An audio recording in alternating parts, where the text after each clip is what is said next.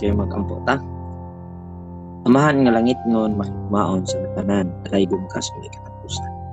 Salamat sa kagayunan na imong gihatag ka namo. Aron kami padayon nga magpasalamat nga kanimo. Salamat sa imong giyang kanunay nabatyagan sa among mga kinabuhi. Dining kagabion kami mga liupo kanimo. Ikaw hatag og katin-awan ngadto sa tanan nga mga kaigsunan nga nadinhi sa pagkasabot sa imong mga balaod o sa imong kasubuan. Man, kining tanan ang mitugya diha lamang kanimo tungod sa imong pagkamatarong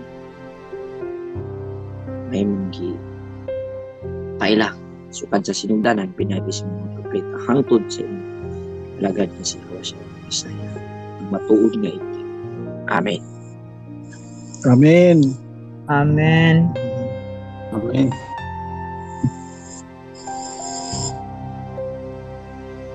So, yung naging topic last Sabat is kautusan, utos, batas at tuntunin. Sa Bisaya, sugo, balaod, ug mga tulumanon. So, daghang tagikuha nga verse dito, no? Sama sa Genesis chapter 18 verse 19. Pakibasa sis Juan, sis sa may ito pabasahon, si sis Dolores.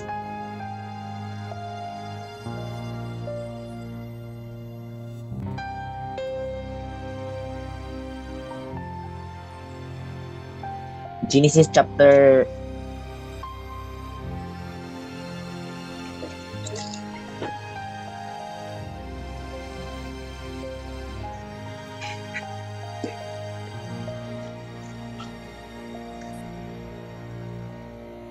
'Wait, Tagalog din.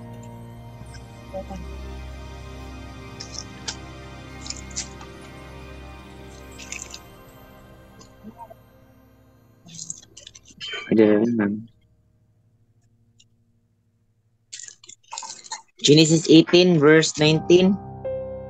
Tingon diris Bisaya, kay ako nakaila kaniya nga siya musugo sa iyang mga anak ug sa iyang panimalay. Sunod kaniya ug sila mobantay sa dalan sa Ginoo sa paghimo sa ug hustisya ug paghukom aron ang Ginoo modalangan ni Abraham. Yan ang iyang gisulti na mahitungod kaniya. Ug kay Bisaya, isig kay Tagalog gyud. Pinili ko si Abraham upang turuan niya ang kanyang lahi na sumunod sa aking mga utos sa pamamagitan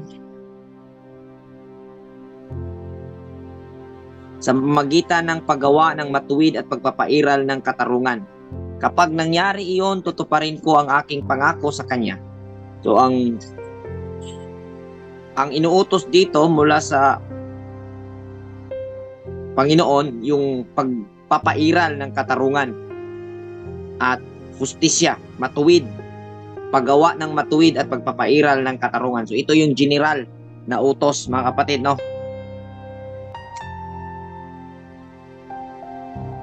Hello, napa mo diha? Yung tingog sa mo eh. Amen, bro. Nga, bro. Yes. Masala ito mga verse, bro. Sa Genesis chapter 18 verse 19. Ang kukunin nating point dito is inutos ng Panginoon or plano niya nga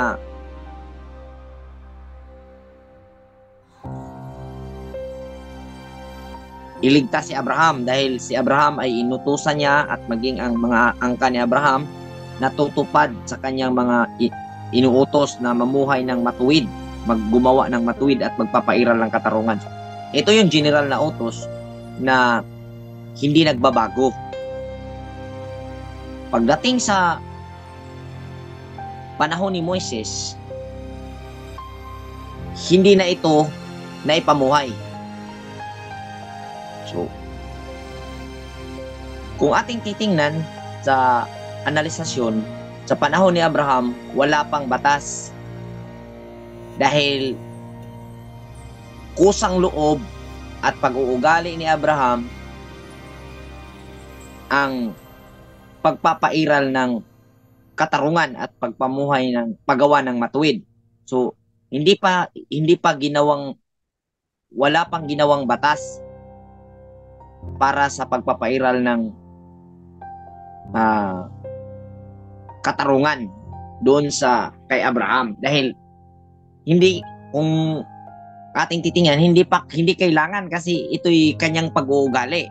Amin po ba? Yan po yung view nating nakita. Maging doon sa kanyang mga anak, ganun din ang naging kinalalabasan.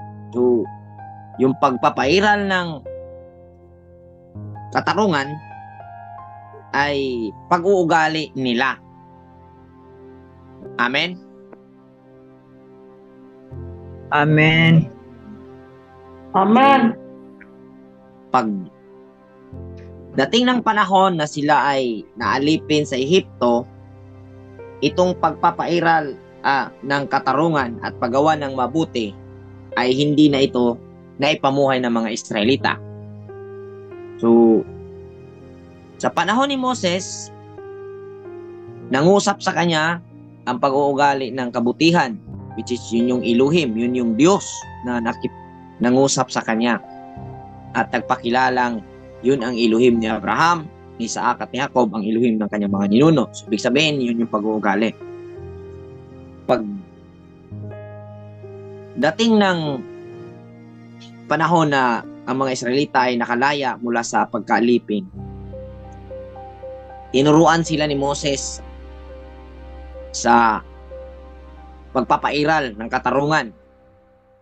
At matapos maturuan, mabigyan ng mga utos na kailangan ipairal yung katarungan, ay gumawa si Moses ng ordinansa, batas sa kalagitnaan nila. At hindi yun ang permanent na utos, kundi yun po yung batas para muling maipamuhay yung permanent na utos. Dahil pag may utos, kailangan lagyan ng batas upang yung utos ay matupad. Amin po ba? Nagets niyo po? Katulad na lang ng ating mga magulang na mag-utos sa atin. Ito yung trabaho mo. So, assignment. Magbigay siya ng assignment, utos. Ito yung assignment mo. Lalagyan niya ng batas ni tatay o ng mga magulang na kailangan matapos mo ito. Pag hindi mo ito matapos, maparusahan ka at may mga consequences. So, ganito din yung nangyari. So, baka napakasimple na yung batas ay supporting po yun para yung ipinaalam sa kanilang utos ay kanilang maipamuhay. So, pag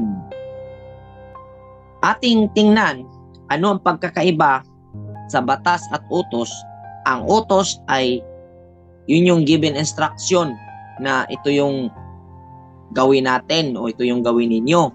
Pagkatapos, lagyan ng batas upang yung ibinigay na instruction ay magkaroon ng mabigyan ng importansya. Tulad na lang ng pag-aasawa. Nilagyan ng mga batas dyan sa loob ng kontrata ng pag-aasawa para magkaroon ng bisa, magkaroon ng maging titibay. So, yung batas na nilagay ni Moses ay para tumibay yung pagtupad sa kautusan. Hindi tumibay yung kautusan, kundi yung pagtupad. Nakuha nyo po? Kuha Brad. Parehas na lang sa utos na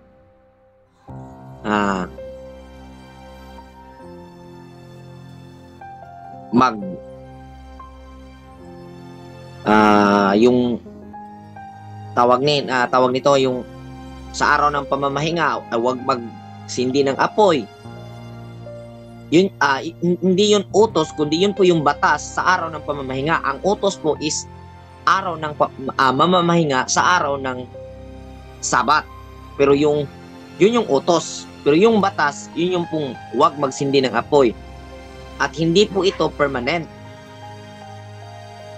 Kaya sa panahon ng Misaya sa Matthew chapter 5 verse 19, pumunta siya o siya na parito hindi upang sirain ang kautusan, kundi ito'y tuparin.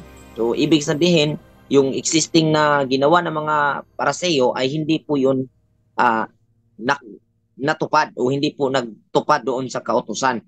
Dahil ito ang hindi naunawaan ng kadalasan o ng karamihan na pagbasa sa batas inakalang utos.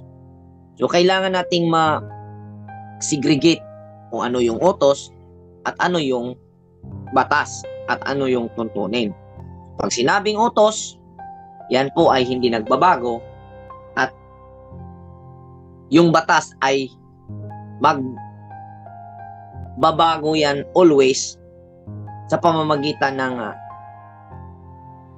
paglago o sa pag-improve ng physical na kalikasan.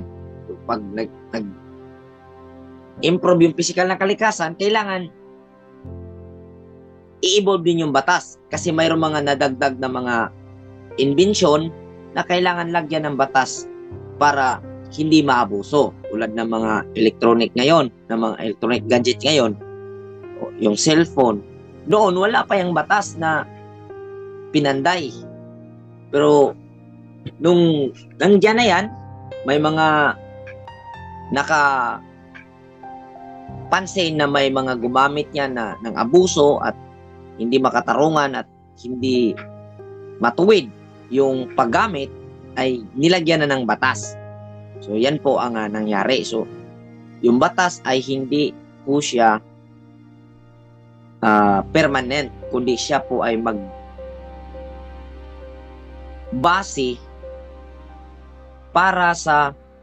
siya sa physical nature para maipatupad yung kautusan doon sa physical nature.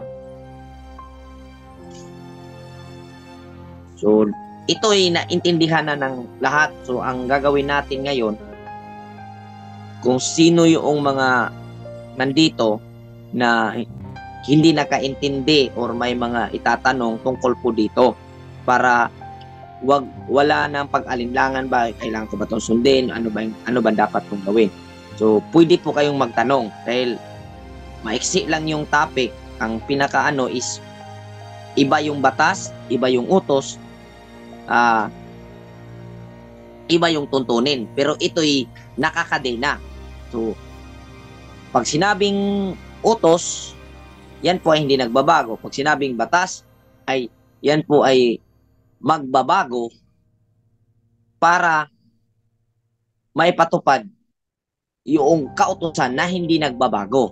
At yung tuntunin, yun po yung mga araw at mga itinakdang panahon para sa pagtitipon, at doon sa pagtitipon, nilagyan pa rin ng batas. At yung batas doon ay hindi rin permanent, kundi siya po ay pabago-bago base po sa batayan na pa-implementa yung batas na mayroong patas at makatarungan. So, pwede po magtanong ngayon ang isa't isa o mag-sharing tungkol sa mga nakikita na verses o mga pangunawa noon para magkaroon ng clarification ang ating interpretasyon at magiging aplikasyon dito sa ating pinag-aralang Biblia. So, open po sa mga kapatiran na magtanong at sasagutin ko po ayon sa aking kakayanan, at kung mayroong mga kapatiran na may idea para sagutin, kung may magtanong, pwede po niyong sagutin. Yan po mga kapatid.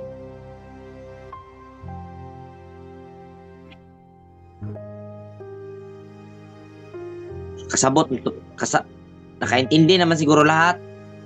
Sis Rose.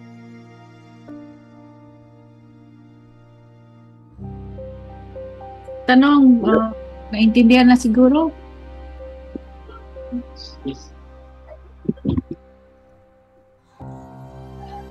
Pangutanan mo mga igsoon para maklaro.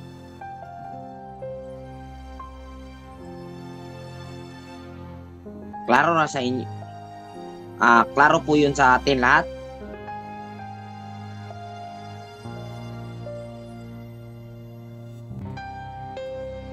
Hello?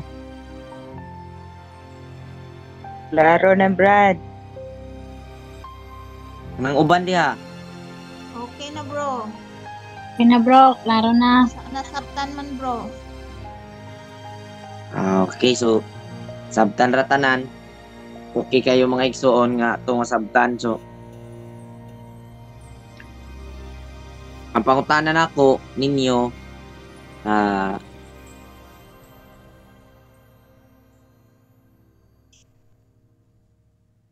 unsaon man ninyo pag pasabot karon sa inyong mga parentihan or suod nga pamilya, may tungod aning balaod.